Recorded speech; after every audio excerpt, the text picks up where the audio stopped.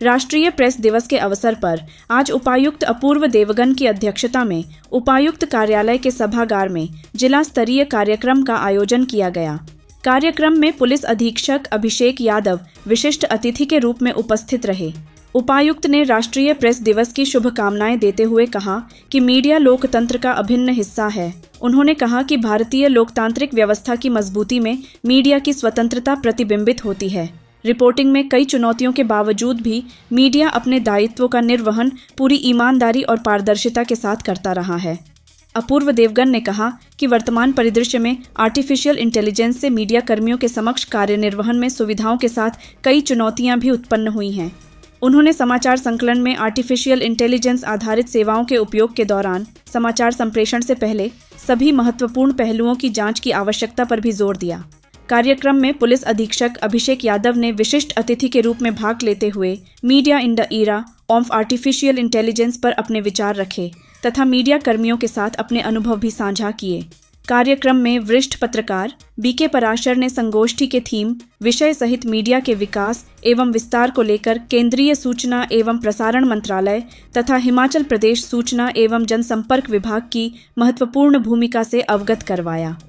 दैनिक समाचार पत्र चंबा एक्सप्रेस के संपादक योगेश महेंद्रू ने भी आर्टिफिशियल इंटेलिजेंस पर अपने विचार व्यक्त करते हुए मीडिया कर्मियों के समक्ष उत्पन्न हो रही चुनौतियों की जानकारी रखी।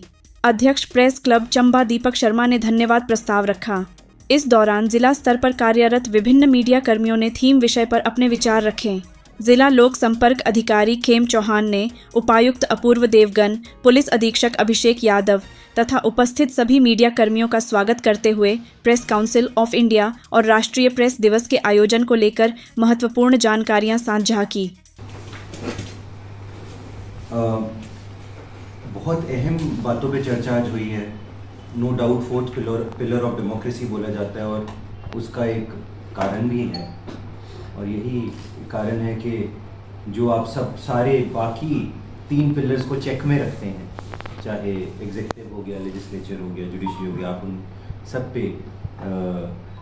पे चेक रखते हैं अपनी फैक्चुअल निष्पक्ष रिपोर्टिंग के माध्यम से, जिससे पब्लिक को, सोसाइटी को सहयोग मिलता है। इसलिए और वही जो आपकी भूमिका है, इसलिए आप हैं फोर्थ पिलर ऑफ डेमोक्रेसी। जो आज हमने आज बात की MIB के रोल के बारे में, ministry of information and broadcasting, उसी तरह अहम role department of information and public relations का भी है जो राज्य सरकार का है। क्योंकि मैं शिमला में काफ़ी देर कार्यरत था, विभागों का भी वहाँ पे विभागों को भी लीड किया है, तो मैं जानता हूँ कि जो डिपार्टमेंट है पब्लिक रिलेशंस का, वो मीडिया का कितना ध्यान रखता है। यहाँ पे जो आपके इश्यूज होते हैं, वो मैं खुद I am witness to that, because the way they push issues of the media, press से रिलेटेड किसी भी फॉर्म की प्रेस है, वो काबिल तारीफ़ है। तो मुझे तो, और उन्हीं के अफसर अधिकारी, काबिल अधिकारी आज हमारे साथ हैं खेम जी, जो इंफॉर्मेशन का डिसेमिनेशन है, पब्लिक रिलेशंस का मेंटेनेंस है, कोई भी इश्यूज़ हैं, हम आप सबके सहयोग के साथ करते हैं। तो ये बहुत अच्छा कार्य खेम जी कर रहे हैं and he is a valuable addition to our team. आपको भी, आपको और आपकी टीम को बहुत बहुत मुबारकबाद आज राष्ट्रीय प्रेस दिवस की। हम AI जनरेटेड कंटेंट के बारे में बात कर रहे थे। देखिए, AI कोई नई चीज़ नहीं है। प्रोग्रामिंग, कोडिंग काफ़ी समय से हो रही है। अब आप गूगल पे जाते हैं, आप सर्च करते हैं, पहला आर्टिकल कौन सा आता है, किस ऑर्डर में आता है, वो सारा कोडिंग है, प्रोग्रामिंग है, and there is a little bit of artificial intelligence in it. आपकी जब आप फेसबुक यूज़ कर रहे हैं, आपको कौन से आर्टिकल दिखाए जा रहे हैं, कौन सा पोस्ट दिखाया जा रहा है, नहीं दिखाया जा रहा है, वो सारी प्रोग्रामिंग, कोडिंग है, and there is a certain element of artificial intelligence in it. तो हमारी ज़िंदगी के बहुत सारे पहलुओं में, और इनमें से कुछ पहलू सोशल मीडिया वाले थे, वो तो उसमें तो इम्पैक्ट कर ही रहा है, इट इज़ ऑलरेडी देयर। परंतु और जो कई स्पीकर्स ने यहाँ पे बात की कि आगे आने वाले समय में ये चैलेंज होने जा रहा है।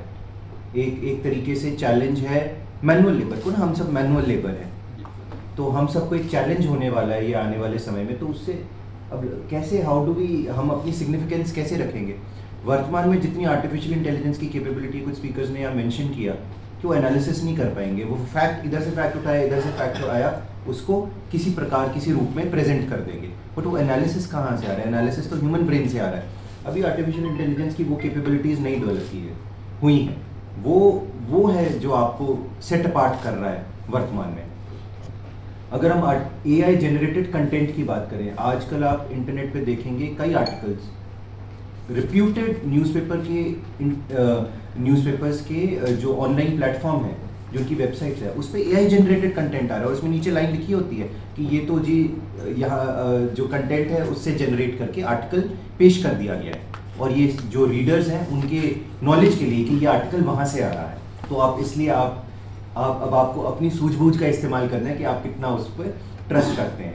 माइक्रोसॉफ्ट ने अभी रिसेंटली अपना जो उनका जो एक वेबसाइट है उस MSN करके, उस पर जो न्यूज़ जनरेट करते हैं, उन्होंने बिल्कुल मशीन लर्निंग एल्गोरिदम यूज़ करके आर्टिकल छापने उसमें शुरू कर दिए वो, और वहाँ पे बाकायदा डिस्क्लेमर नीचे आता है।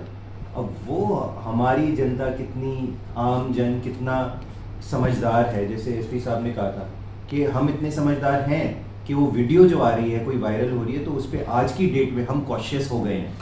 हम थोड़ा उसको सावधानी से देखते हैं कि कितना बिलीव करना है या नहीं करना।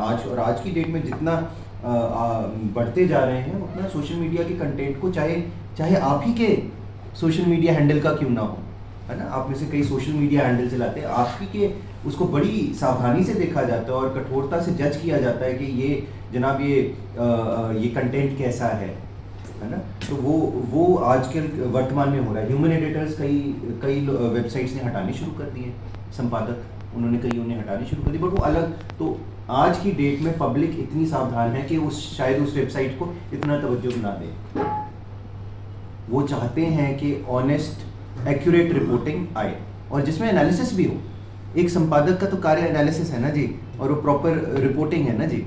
तो वो जब आप एक हो गया कि एक फैक्चुअल आर्टिकल आ गया और उसमें जो एनालिसिस वाला पोर्शन है उसके लिए आपकी तारीफ होती है, उसके लिए आपको फॉलो किया जाता है कि फैक्ट के बेसिस पे आपका एनालिसिस क्या है।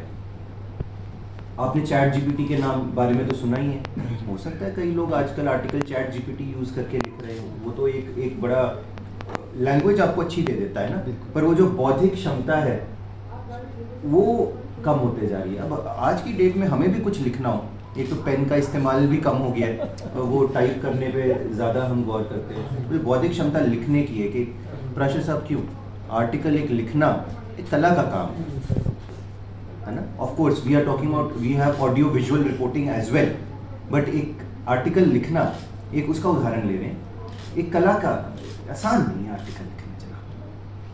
तो कई लोग अब ये आर्टिफिशियल इंटेलिजेंस का उपयोग करेंगे, है ना, पर एनालिसिस अंत में जर्नलिस्ट को सेट अपार्ट क्या करेगा? आपका analysis of the situation of those facts. आपको आपकी quality of reporting, artificial intelligence के ज़माने में भी आपकी quality of reporting, quality of journalism, वो आपको सेट अपार्ट करेगा। और आपका कंटेंट, मतलब माने जो आप एनालिसिस कर रहे हैं उसमें तो अभी भी आदमी है और आदमी का दिमाग है जो लीड करेगा। तो जनाब मुझे लगता है हम सब बेफिक्र रह सकते हैं, ये काम कोई और नहीं कर पाएगा। कि आने वाले समय में हमें बड़ा सतर्क रहना पड़ेगा, बड़ा ऑन टोज रहना पड़ेगा, एज पुलिस भी एज एडमिनिस्ट्रेशन भी, कि हम इस चीज़ पे नज़र रखें कि। और अभी भी इनफैक्ट पिछले कुछ सालों में मैंने नोटिस किया है कि जब भी कोई कम्युनल टेंशन होता है या कोई और समाज में जब तनाव की स्थिति पैदा होती है तो हमारी एक विंग सोशल मीडिया पे भी हमें नज़र रखनी पड़ती है कि भाई उस पर क्या मैसेजेस चल रहे हैं। और क्योंकि अब लोगों का खबरों का इंटेक करने का तरीका ही बदल गया है। और अगर मैं कहूँ कि जैसे परंपरागत तरीके से पहले जब हम छोटे थे तब दूरदर्शन की न्यूज़ आती थी, आधे घंटे की वो देखते थे और वही हमारा प्राइमरी सोर्स होता था। उसके बाद प्राइवेट चैनल्स आए तो 24/7 वाली न्यूज़ चालू होगी और उसके बाद वो प्राइवेट चैनल के आगे भी अब सोशल मीडिया, जो कि आपके ऑन द टिप से हमेशा आप मोबाइल हाथ में लिए हैं और व्हाट्सएप ग्रुप्स हैं उस पर खबरें चलती रहती। तो मेरा ये मानना है कि मीडिया का जो टेक्सचर है या जो स्वरूप है बहुत ड्रास्टिकली और बहुत स्पीड से चेंज हो रहा है। कहें आप क्रांतिकारी बदलाव, उसमें फिर आर्टिफिशियल इंटेलिजेंस का भी जो आपने ना कॉकटेल जो बनेगी वो एक बड़ी चुनौती है हम सबके लिए। उम्मीद करता हूँ इस चुनौती में हम खड़े उतरेंगे और चुनौतियां आएंगी सामने तो कुछ ना कुछ उसके उपाय और उसके सॉल्यूशंस भी आएंगे सामने। और फिर ये भी होता है कि इंसान मानसिकता भी वैसी बना लेता है कि अब ये वीडियो आया पता नहीं जेन्युइन है कि नहीं। जब ये सब टेक्नोलॉजीज नहीं थी तो हम ये मान के चलते थे कि भाई वीडियो है तो सही होगा, लेकिन अब जब चिंताएं इस तरह की आएंगी, डाउट्स आएंगे, तो लोग भी फिर उसको उसी चश्मे उस नजरिए से देखेंगे। तो बाकी आप सबको बहुत बधाई। और एक बात जो व्यक्तिगत तौर से करना चाहूंगा कि ये टॉपिक तो खैर अलग है आर्टिफिशियल इंटेलिजेंस का, लेकिन जैसा अभी शायद बेनियन साहब बोल रहे थे या किसी ने जिक्र किया कि चंबा की मीडिया में इस तरह की प्रॉब्लम नहीं है कि कोई वायरल वीडियो है जिसको बिना किसी डिलीजेंस के ट्रांसमिट किया गया। तो मैं इसके आगे बढ़ के बोलूंगा कि मेरा तो जो अनुभव रहा है सोलन में भी और चंबा में भी मीडिया के साथ बहुत ही शानदार अनुभव रहा। और जब ऐसी कोई आप कहें संकट आया या कोई प्रॉब्लम आई जिले में, और जैसा कि चंबा में भी कुछ महीनों पहले आई थी, तो उसमें आप सबका भरपूर सहयोग मिला। और मैं हमेशा ये बात कहूँगा कि जितनी मैच्योरिटी, जितनी परिपक्वता आपने दिखाई और जितना सब्र आपने दिखाया, मुझे पूरी उम्मीद है, कई लोगों से व्यक्तिगत रूप से मेरी चर्चा हुई तो उन्होंने बताया कि शायद हेडक्वार्टर से ये भाई दबाव भी रहा होगा कि भाई जल्दी खबर भेजो या जल्दी बाइट लेके भेजो, इसमें क्या हो रहा है ये भेजो। लेकिन जब मैंने आप लोगों से या डीसी साहब और मैंने ज्वाइंट रूप से या डी साहब ने भी आपसे रिक्वेस्ट की होगी कि इस खबर को वेरीफाई हो जाने दें, पता लग जाने दें कि क्या हुआ है। और एक चीज मैं बिना किसी हिचक के बोल सकता हूँ कि आप सबने सोसाइटल इंटरेस्ट को प्राइमरी रखा, वो आप कह ले हिंदी में जनहित जिसे बोलते हैं उसको रखा, चंबा को आपने प्रायोरिटी पे रखा। और डिस्पाइट प्रेशर्स, मुझे अच्छी तरह पता है कई लोगों का प्रेशर भी होगा कि नहीं साहब आप ऐसी खबर लें, वैसी खबर लें। और कुछ लोगों से मैंने रिक्वेस्ट की भाई कुछ शब्द ऐसे हैं जो थोड़े से भड़काऊ शब्द, उनका प्रयोग ना करें। तो कभी भी मुझे ऐसा नहीं नौबत आई कि मुझे किसी से ये कहना पड़ा हो कि साहब आप ऐसा ना करें। तो ये मेरे ख्याल से बहुत बड़ी चुनौती रहेगी और इसमें मेरा आप लोगों से भी निवेदन रहेगा और सभी लोगों से निवेदन रहेगा, एज आम जनता की बात करें तो उनकी भी जिम्मेदारी रहेगी कि किसी भी सोशल मीडिया प्लेटफॉर्म पर वो इस तरह का कोई वीडियो देखें तो त्वरित हमें रिएक्शन नहीं देना चाहिए जब तक कि हम ये थोड़ा पेशेंस से ये डिसाइड ना कर लें कि वीडियो जेन्युइन है कि नहीं है। और क्या कहते हैं, चूंकि अब सोर्सेज इतने हो गए इन्फॉर्मेशन के और इतनी तेजी से इतनी सारी इन्फॉर्मेशन आती है, आप सब भी मेरे ख्याल से ट्विटर, कोई फेसबुक यूज करता होगा, इंस्टाग्राम यूज करता होगा और हर प्लेटफॉर्म पे दुनिया भर की खबरें चलती रहती है। तो मुझे ऐसा लगता है कि आजकल इनटेक बहुत हो रहा है इंसान का और वो उतना हमारे पास टाइम नहीं है उस खबर को प्रोसेस कर पाने का और उतना ना समय है ना पेशेंस है। तो मेरे ख्याल से आने वाले वक्त में ये बड़ी चुनौती रहेगी। दूसरा, जहां तक सकारात्मक प्रभाव का सवाल है तो ऑब्वियसली टेक्नोलॉजी है, एडवांसमेंट हो रहा है, आर्टिफिशियल इंटेलिजेंस है, तो ऑब्वियसली आप लोगों के काम में इससे सहायता मिलेगी और इसमें हेल्प भी मिलेगी और पॉजिटिव। ब्यूरो रिपोर्ट, डलहौजी हलचल।